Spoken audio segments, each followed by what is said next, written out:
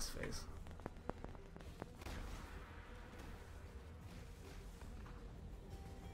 This might be cleaner than the trap run just because I'm used to the fight now.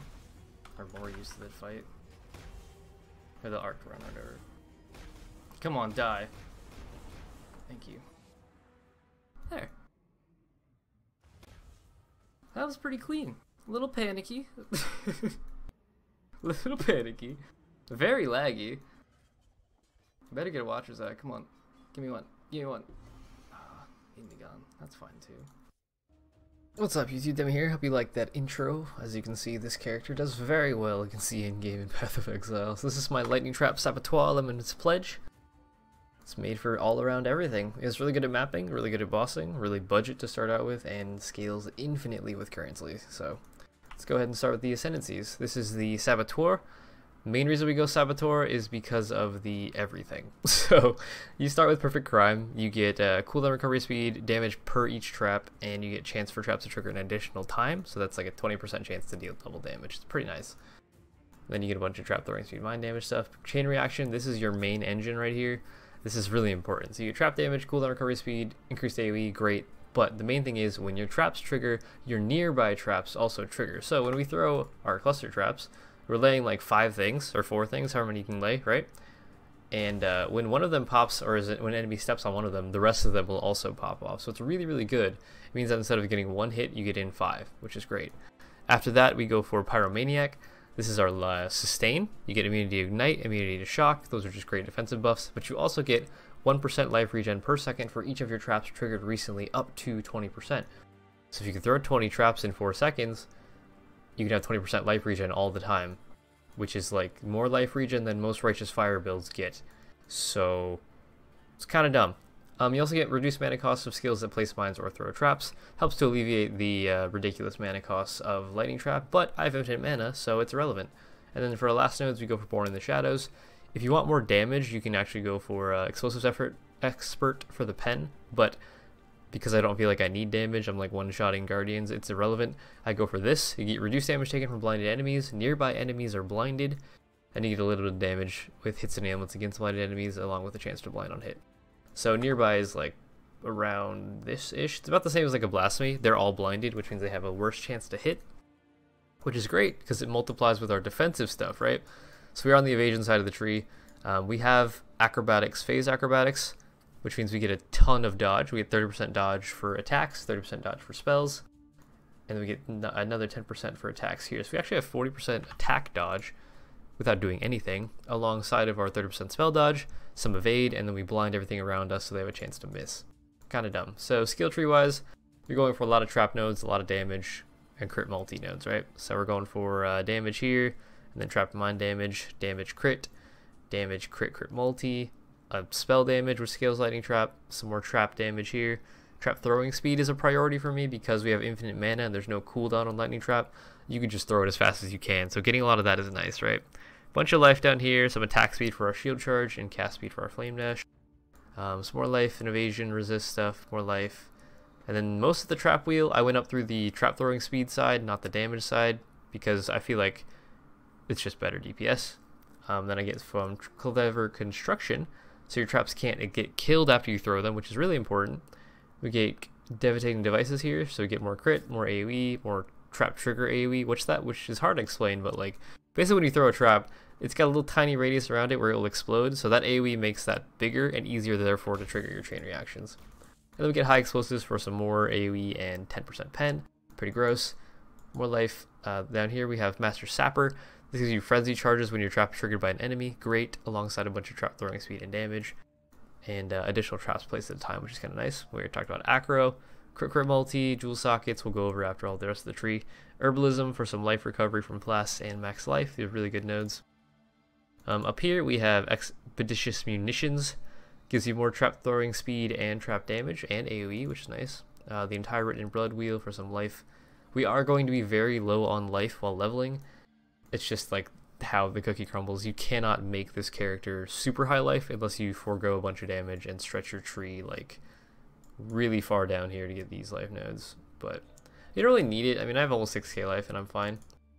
Doomcast over here for a bunch of spell crit multi, great.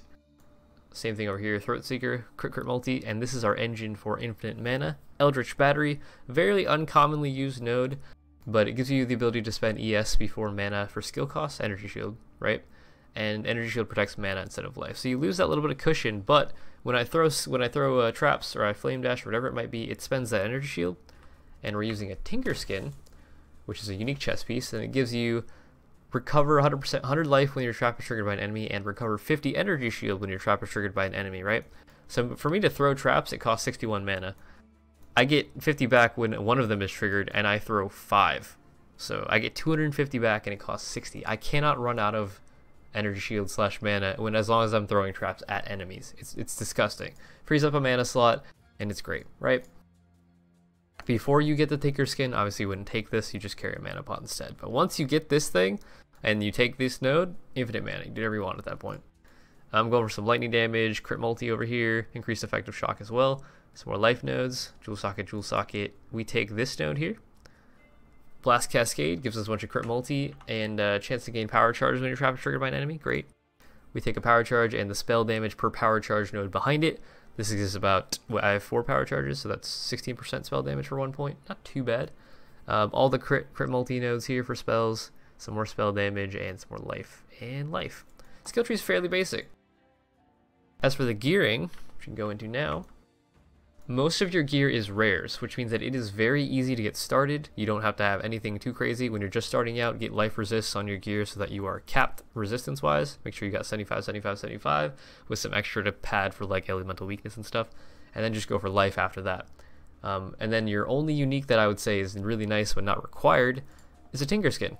These are really cheap right now. You can go for a 4-link, you can go for a 5-link. Honestly, a 4-link lightning trap is probably enough to get through red tier maps with decent other gear.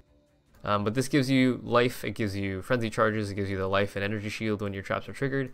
You also get phasing for 4 seconds when a trap is triggered, which is, it's just a buff that lets you walk through enemies. It's not super important, but it's kind of nice. I would prioritize getting a life roll on this that's fairly high. You can get up 60 to 90. And then increase cooldown recovery speed while throwing traps is nice as well. It affects our Lightning Spire trap, but not our lightning trap, so go for that. Alright, so let's get into rares. Rares, again, you can get any type of crazy amounts of rares. So we'll start with the weapon, I guess. There's a ton of budget weapons for this. Like, you can use any unique weapon that gives you spell damage, added damage to spells, crit for spells, doesn't matter, crit multi, whatever. This is a decent one. You can get a lot more damage out of your weapon than this has.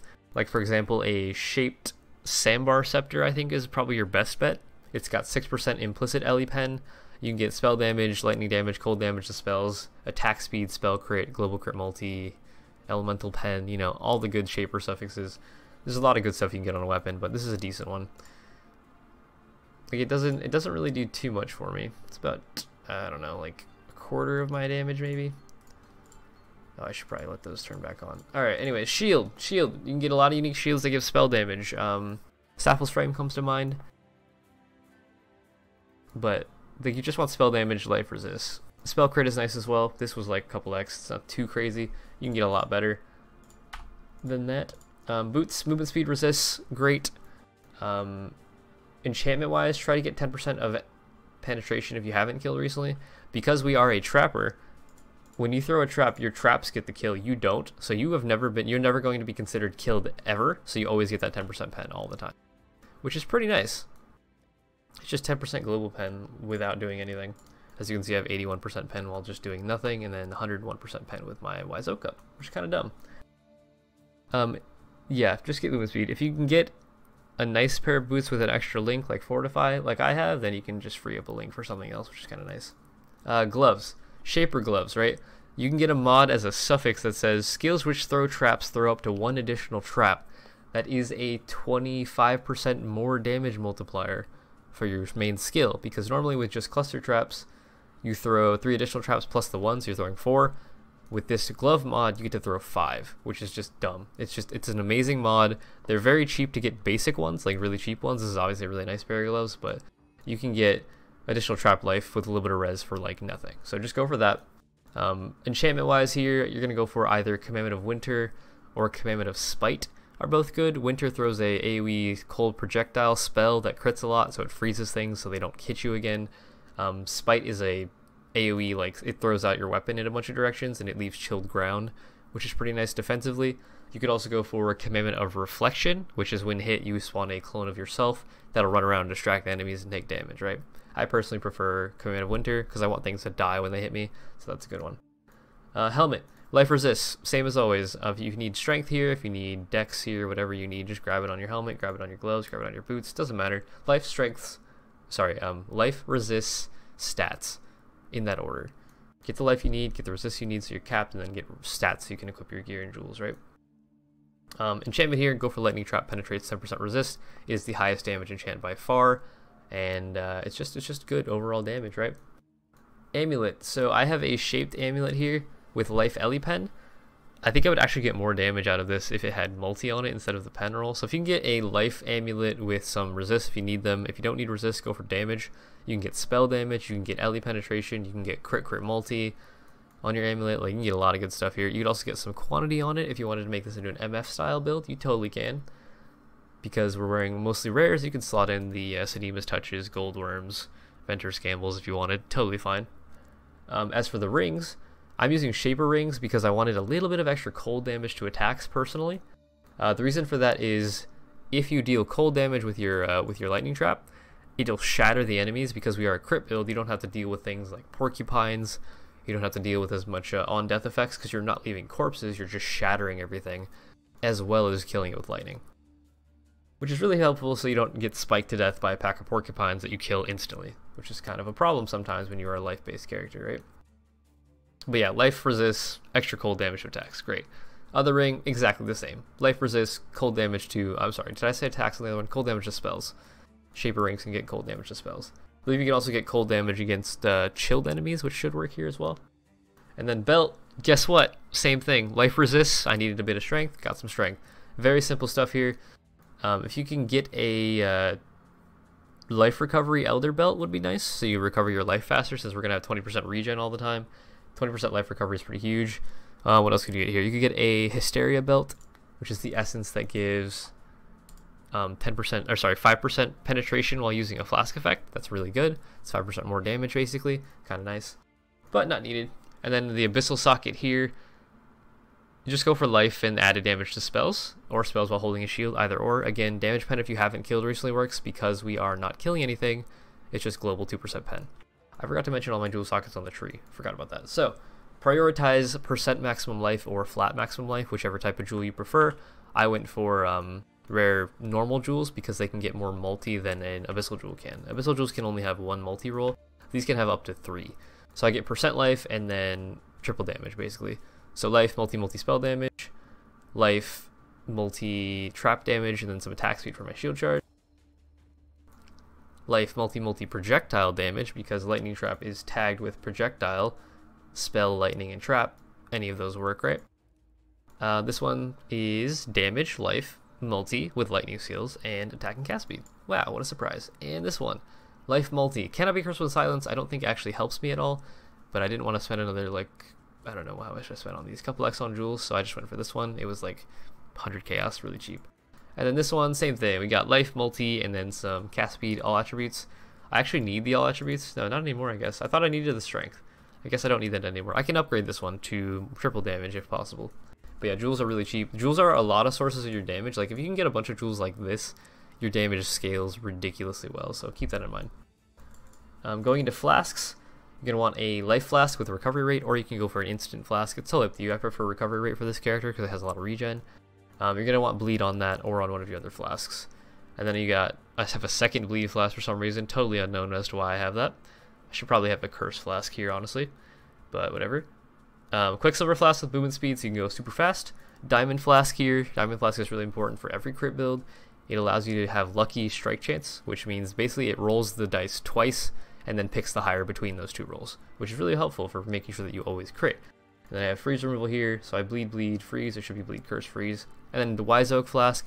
This flask is ridiculously OP, especially if you spend the time to min-max your resistances. If you get all 3 resistances to be the exact same in the parentheses, you'll have 10% reduced damage taken of each element and 20% penetration of each element, right? But for me, I don't do that. I have 2 of them the same, so I take 10% less fire, 10% less cold, and I penetrate 20% lightning res which is really good. So as you can see, we talked about this a little bit, but I get that lightning pen when I use it, which is kind of gross. And the 10% reduced damage is nice mitigation overall. But yeah, Basalt Flask for the Fizz mitigation, Diamond Flask for crits, Wise Oak for your pen, and reduction of damage taken as well. Pantheons. I'm using Soul of the Brine King, so I can't be stunned if I've been stunned in the last 2 seconds. Kind of helpful. I'd recommend actually getting your Divine Vessels and filling out the capture stuff. I never do this. I always forget to use these things, but I probably should at some point. Then I'm also using Soul of Growthcoal Fizz mitigation for each hit I've taken recently, up to maximum 5%. I don't get hit that often, so this is probably not actually helping me that much. Maybe I should go for Life Pots. For longer boss fights, this would be nice, I guess. I don't know, it's kind of up to you. You can, like, adjust it, do whatever you want. That one's not bad, too. 5% chance to evade if you take a savage hit recently. Totally up to you. I'm probably going to switch to Raslotha, though, for long-term stuff, like long-term boss fights. So anything else to talk about? Oh yeah, for single target and links and stuff. We should probably talk about all the links. That would make sense, right? So, links. Main skill. You're going to go with... I'll try to put these in order so you can, as you get links, basically, understand. So, Lightning Trap, Cluster Trap. After that, you go for Trap and Mind damage. Then you go for Controlled Destruction. And then you go for Pierce. That's your 5 link. So, that. 6 link, throw in a Lightning Pen. If you're struggling with crits, then throw in an increased critical strike chance gem. That should help you make sure that you always crit so you have access to your crit multi, right? But if you have enough crit, then you don't need to worry about it. That's your main 6 link. Lightning Spire Trap, in order. If you have an extra like 4 link or something available, you're going to go for Lightning Spire Trap, Elemental Focus, Controlled Destruction, and Lightning Pen. This is just kind of beneficial for single target damage. You don't need this, but it is nice to have. If you're able to like set up traps on a boss that's like taking time to port into the zone or whatever, you have time to set up all these extra traps on top of him and just delete his face with it, right? Another supplemental trap setup, I have Bear Trap, linked with increased duration. Bear Trap has been buffed. It actually gives you enemies take 15% increased damage from trap or mine hits while there's active on them. So my Bear Trap lasts 5.5 seconds-ish, 5.25 seconds. So for that 5.25 seconds, I have the ability to burst down the boss even faster because they're taking 15% increased damage, which is the same as a 15% more multiplier. Pretty nice. A random other link for a portal gem. You don't need this, but it allows me to not pick up portal scrolls, which I kind of like doing. Or I don't like doing, rather. Alright, so movement skill. We are using Shield Charge, faster attacks, and Fortify for my boots. I also have it linked to Culling Strike with Quality. Quality on Culling Strike gives you 10% increased attack speed, along with the attack speed from faster attacks. It's kind of nice. You don't need it, though. You could easily get away with this on a 3 link, just Shield Charge, faster attacks, Fortify. But I have the extra links, so I threw in a Culling Strike qualityed up, and a Blood Magic. So I don't have to worry about running out of mana at all, even though I don't need that. It's just there.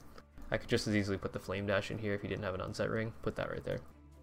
Other links, your Aura setups. Because we are Eldritch Battery and we don't need to use any of our mana ever, I have 100% of my mana reserved. I'm using Wrath, Herald of Thunder, Herald of Ice, just to get that little bit of extra flat damage to my spells, and Wrath gives you 20% more lightning damage, more spell lightning damage rather, which is really, really good. So if you want to go more defensively, another defensive option is instead of the 2 Heralds, you can put in a Blasphemy Enfeeble.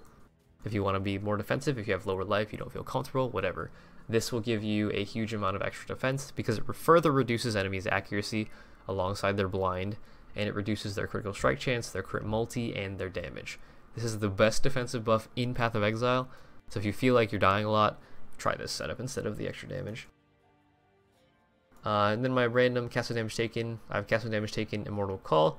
Gives you a little bit of Fizz immunity when it triggers, so you have 0.4 seconds if you get spiked or something like that. A little bit of Fizz mitigation is great. And then I also have I have an Enfeeble up here, which is linked to Castle Damage Taken, so it doesn't trigger very often. But when I take a big hit, it triggers and lasts for, what, 10 seconds, which is pretty nice. I also have a Lightning Golem. This gives me attack and cast speed, just so I can move faster. If I wanted straight up damage, I would probably use a Flame Golem or a Stone Golem if I wanted to be safer. Pick your own Golem. I always choose Lightning Golem just so my Shield Charge is faster. Oops. Shield Charge and my Flame Dash, right? Is there anything else I missed? I think that's everything. But yeah, this character is really, really good. I've done Uber Elder with it. I've done Shaper Guardians, all the Elder Guardians. Like, I've been mapping on it pretty consistently the last couple days. It's a really fun character, and Lightning Trap is just something about it is really, really satisfying. I should also note, if you got this far into the video, comment potato, and I'll probably like your comment.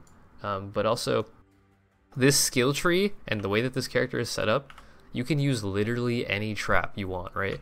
Like I've switched into arc traps, just take out lightning trap and pierce, put in arc and the trap support basically, and you have more or less the exact same character. If you wanted to play a meta build like arc, you could do the same with literally any other skill. Firestorm, Bladefall, I don't know, ball lightning traps, frostbolt, ice spear, fireball, magma orb, it doesn't matter, just pick one.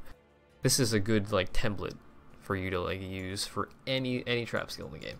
And they all have infinite mana because Tinkerskin Eldritch Battery is OP. But yeah, I hope you guys enjoyed the video. If you learned something, like the video, subscribe if you want more content from me. I post a new video every day. If you want to support me in what I do, there's a link to my merch, my Patreon, my Twitch stream, all below this as well. And of course the pay spin for this character will be in the description of the video. I don't think I'm going to write a forum guide for this one. Maybe I should. If I write a forum guide, it'll link there, but if I don't, it'll be a path of building. So either way, hope you guys enjoyed. I'll see you in the next video. That'll be Demi out.